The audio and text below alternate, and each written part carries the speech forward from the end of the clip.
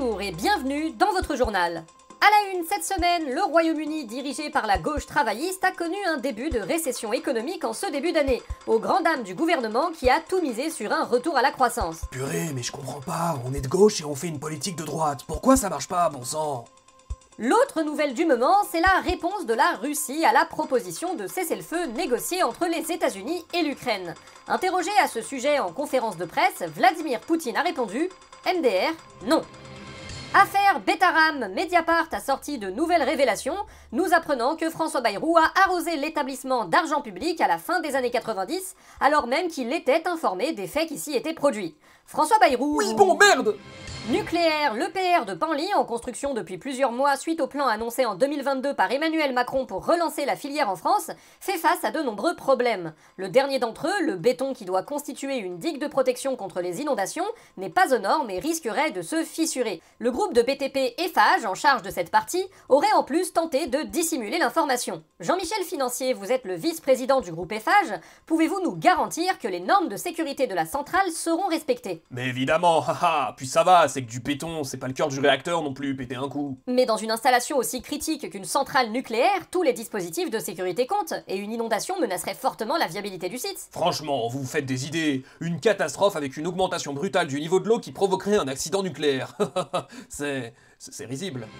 États-Unis, le président Donald Trump a brusquement rétropédalé sur les droits de douane censés être imposés au Mexique. Comme vous êtes méchant, on va vous mettre des droits de douane sur tous vos produits.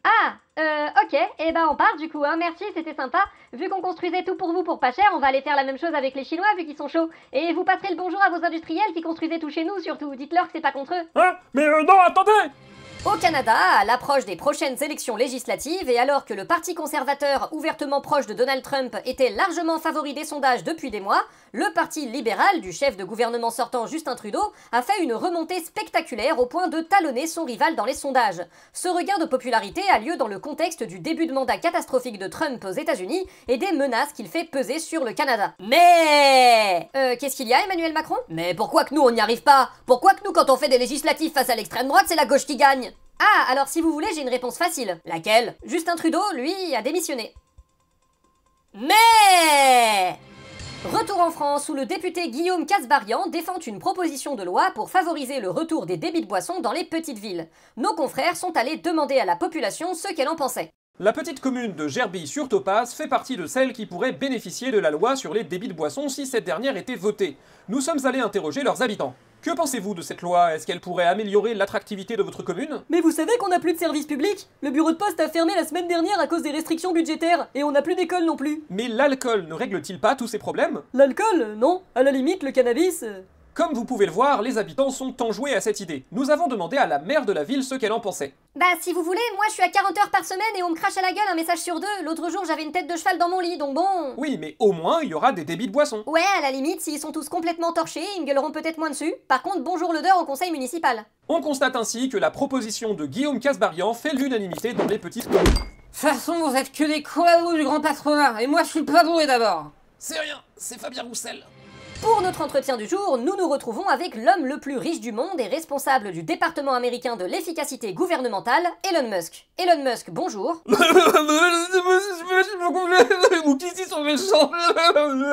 Elon Musk, on constate depuis la prise de fonction de Donald Trump votre omniprésence et votre volonté de couper drastiquement dans les dépenses publiques. Néanmoins, après un mois, vous avez réussi à dresser presque tout le monde contre vous, même au sein du Parti républicain. Quelle leçon en tirez-vous?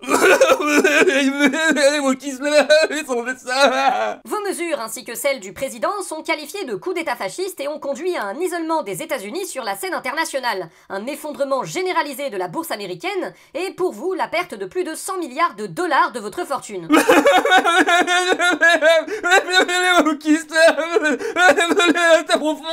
D'ailleurs, il se dit que comme vous êtes très endetté pour financer votre train de vie, vos affaires et votre politique, l'effondrement de la valeur de Tesla, qui constitue l'essentiel de votre capital, pourrait carrément vous ruiner si vous êtes obligé de vendre des actions Tesla pour vous renflouer, ce qui va faire encore plus baisser la valeur de l'entreprise.